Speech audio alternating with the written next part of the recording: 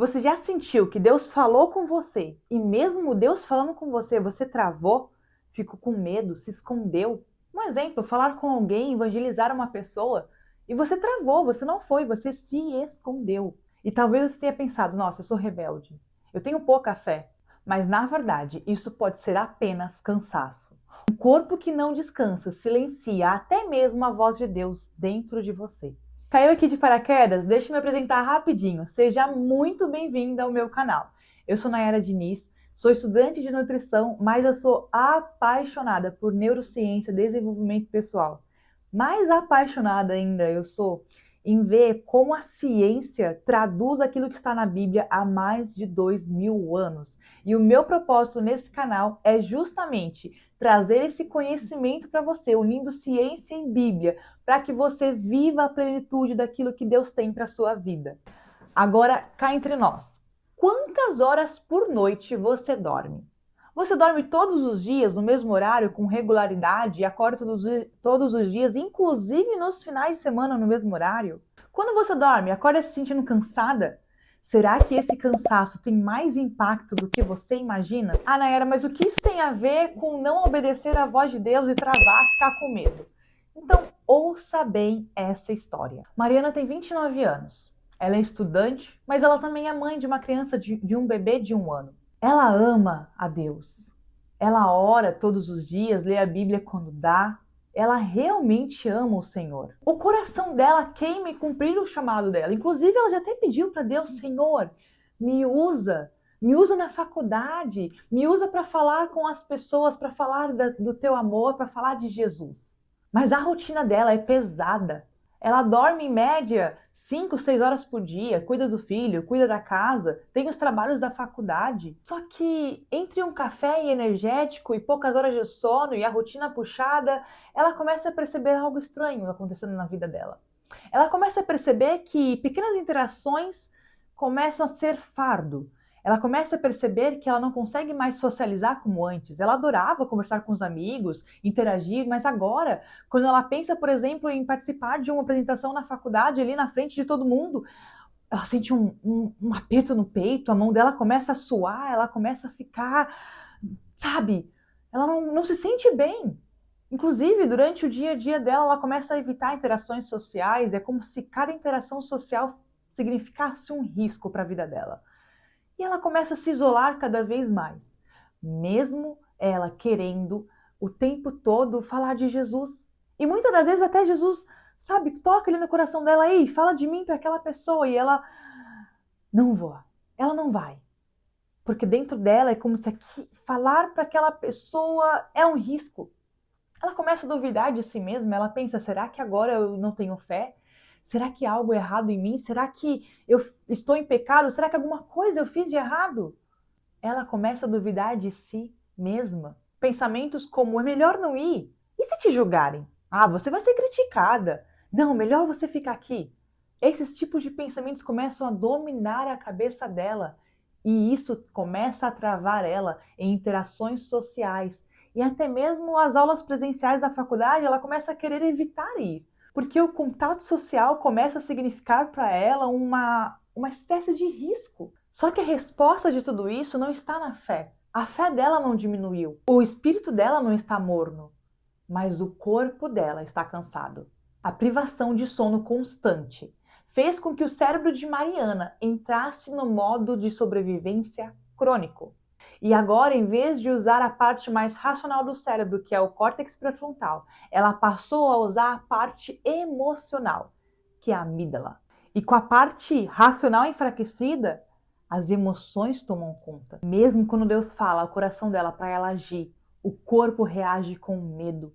Não é rebeldia, é apenas um corpo cansado que não descansa. Quantas de nós estamos exatamente como Mariana? Deus nos mandando agir, Deus nos mandando fazer algo, mas nós simplesmente paramos, travamos, sentimos medo, uma incapacidade gigantesca toma conta de nós. Porque o pensamento é, vão me julgar, vão me criticar, mas não vai dar certo. E se não vai dar certo, aquele medo toma conta de você e você simplesmente não avança. Mariana não precisava de mais culpa. Ela só precisava de descanso, de renovar a mente e o corpo dela, para então conseguir obedecer à voz de Deus. Mas afinal, o que é de fato a privação de sono? Privação de sono não é somente a quantidade de horas dormidas. Privação de sono também é sobre qualidade e regularidade. Privação de sono é um estado em que o corpo e o cérebro não recebem a quantidade e a qualidade de descanso adequado para restaurar as funções emocionais, cognitivas e físicas do corpo. Quando você não dá ao seu corpo exatamente isso que ele precisa, o seu corpo ele entra no modo sobrevivência. E é exatamente isso que acontece com o seu cérebro. O córtex pré-frontal, que é essa região aqui do nosso cérebro, ele é responsável pela parte racional do cérebro. Ele é, digamos, responsável pela tomada de decisão. Quando você dorme bem, você utiliza mais o seu córtex pré-frontal e, consequentemente, você tem uma tomada de decisão mais assertiva. Você toma boas decisões ao longo do seu dia. Já quando você não dorme bem, você utiliza outra região do seu cérebro, que é conhecida como amígdalas, que fica nessa região aqui. E não é a amígdalas que tem na garganta. As amígdalas da garganta, pela ciência, ela é conhecida como tonsilas palatinas. A amígdala do cérebro, ela fica na região límbica, ou seja, responsável pelas emoções, pelos sentimentos. Só que a amígdala, especificamente, ela é principalmente responsável pelo medo e pela ansiedade. E aqui é onde a coisa complica. Imagina que no seu cérebro existe um cabo de guerra constantemente. E o vencedor é determinado pela qualidade de sono. Ou seja, se você dorme bem, então o córtex pré-frontal vence. Mas se você dorme mal, então a amígdala vence. Se eu durmo bem, eu tomo melhores decisões. Se eu durmo mal, eu consequentemente tomo piores decisões. Primeiro porque eu não estou racionalizando, mas eu estou usando a minha parte emocional. Quando você sofre de privação de sono ou tem um sono desregulado, o que acontece com o seu cérebro? Você superestimula a sua amígdala. E o problema de superestimular a sua amígdala é que você pode desenvolver um comportamento conhecido pela psicologia como esquiva fóbica. A esquiva fóbica, ela é um comportamento em que a pessoa esquiva, literalmente, a todo custo, interações sociais. É como você ter um medo constante de interagir com outras pessoas, porque a interação com outras pessoas, uma interação interpessoal ou social, significa para o seu cérebro que você está em perigo. Então, pensamentos de vão te julgar, vão te criticar, você vai ser humilhada, começam a dominar o seu cérebro. E isso, obviamente, modo sobrevivência. Se você não quer ser julgada, criticada ou humilhada, o que você faz? Você se isola. Você começa a evitar a todo custo qualquer interação com outras pessoas. Então é exatamente isso o perigo de você não dormir adequadamente. Não é somente dormir as horas necessárias, mas é dormir a quantidade necessária e com regularidade. Então, quando nós falamos de privação de sono, é uma pessoa que não dorme todos os dias nos mesmos horários e acorda nos mesmos horários, inclusive nos finais de semana. É uma pessoa que dorme menos horas do que deveria e também é uma pessoa que não passa pelas 3 ou 4 fases do sono. São 3 a 4 fases importantes do sono profundo que você tem que passar. Quando você quando você tem alguns comportamentos no seu dia, como por exemplo, esses outros dois que eu falei, de não dormir no mesmo horário ou não dormir as quantidades necessárias, você não tem um sono de qualidade, o que te encaixa dentro de uma pessoa que sofre de privação de sono. E, consequentemente, você pode sim desenvolver exatamente o que a Mariana desenvolveu. E quando você desenvolve isso, você começa a evitar qualquer interação com outras pessoas. E talvez você pergunte para si mesma, será que minha fé está fraca? Será que eu não consigo mais obedecer a Deus? Será que eu estou sendo rebelde contra a voz de Deus? E na verdade, o que está acontecendo na sua vida é que você não está dando ao seu corpo e ao seu cérebro o descanso necessário. Veja bem, Deus, ele não te fez apenas espírito. Nós devemos sim buscar a Deus todos os dias, constantemente, orar, ler a Bíblia, porém Deus, ele te fez como se fosse uma tríade. Deus te fez corpo, mente e espírito. Então não adianta você apenas buscar o espiritual e ignorar o corpo e a alma. Você também tem que estar constantemente atenta ao seu corpo, às suas necessidades físicas. E talvez você pense, Nayara, mas Deus é poderoso para sei lá, para não permitir que eu tenha esse comportamento ou esse distúrbio, na verdade, né? Esse distúrbio de personalidade, vamos dizer, esse transtorno de personalidade. Deus, sim, ele é poderoso para que você não tenha, mas veja bem, tudo na Bíblia, até onde eu sei, tudo, absolutamente tudo que está na Bíblia, Deus nos dá mediante um princípio. Para que eu viva algo, eu tenho que cumprir com um princípio. Para que eu tenha uma bênção, eu tenho que cumprir com um princípio que ele mesmo determinou. Por que, que a gente tem. Por que, que constantemente muitos cristãos acreditam que na saúde é diferente? Que Deus te deu uma missão, e se ele te deu uma missão, ele vai te dar o tempo todo a saúde e você pode ausentar a sua autorresponsabilidade. Não. Deus sim, ele vai te dar uma missão nessa terra, algo espiritual, algo que você vai fazer, vai levar a palavra dele, vai evangelizar para os seus colegas na faculdade, no trabalho, vai para outro país, o que for. Só que a sua responsabilidade de cuidar do corpo que é seu, que ele te deu, continua sendo sua. Deus, ele pode te promover mais saúde? Sim, ele pode. Mas não é o princípio que ele estabeleceu, porque ele deixa claro, nós podemos observar ao longo da Bíblia, sutilmente ele deixa claro a questão do descanso. Por exemplo, por que Deus estabeleceu um dia de descanso da terra? Não somente de descanso da terra, mas porque ele também queria que o povo dele descansasse do trabalho, descansasse o corpo. Deus nos fez, ele sabe que se depender da gente, a gente vai trabalhar 7 dias da semana, vai estudar o tempo todo. Existem as pessoas workaholics. Só que Deus, justamente sabendo como nós somos, ele estabeleceu princípios de descanso. Não te convenci ainda? Então pensa comigo. Deus, ele é Deus. Ele é poderoso. Fez os céus e a terra, o mar, os animais, tudo que nós vemos e sentimos e tocamos, tudo, tudo. Ele fez em 6 dias. 6 dias. Ele não precisava descansar. Não precisava. Deus é poderoso. Você acha que Deus precisava descansar no 7º dia? Não precisava. Por que que Deus, no início de tudo, ele escolheu um dia para descansar? Porque ele queria nos ensinar o princípio do descanso. Então, muitas das vezes, nós negligenciamos o nosso descanso, não somente o descanso de uma vez por semana, mas o descanso diário. Por que que Deus estabeleceu o sono? Deus poderia ter nos feito como uma espécie que nunca dorme.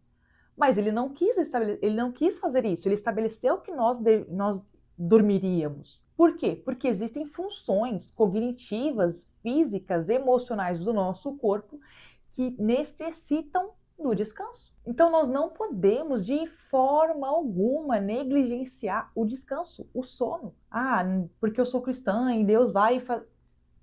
É princípio. Não adianta nós acharmos que porque Deus nos deu uma missão, nos encarregou de fazer algo, ele vai trazer aquilo que é da nossa responsabilidade obter. Ele vai nos capacitar dentro do âmbito espiritual, se o buscarmos. Mas e aí? E a sua alma? A alma fala de emoções e pensamentos. E o seu corpo? E a sua parte biológica, fisiológica? É sua responsabilidade. Deus pode curar uma enfermidade, não temos dúvida disso. Mas aquilo que é da sua responsabilidade de fazer, é da sua responsabilidade de fazer. Mateus 26:41 diz o seguinte: vigiem e orem para que não caiam em tentação, pois o espírito está pronto, mas a carne é fraca. Vamos dar ênfase a o espírito está pronto, mas a carne é fraca. A carne é fraca aqui é algo literal. Se você já leu a Bíblia, já leu essa passagem, sabe que essa passagem fala de quando Jesus estava lá no Getsemane, orando, né, antes de se entregar aos líderes judeus, e ele estava em uma aflição gigantesca pelo que viria mais à frente, e ele chama os seus discípulos mais íntimos para orar com ele. Jesus tinha, né, o costume de orar da madrugada, e talvez os discípulos não tinham. Então, os discípulos, fisicamente falando, eles estavam cansados, eles estavam sonolentos, eles não estavam conseguindo manter-se ali orando com Jesus. Ou seja, a carne deles naquele momento estava realmente fraca, eles estavam cansados.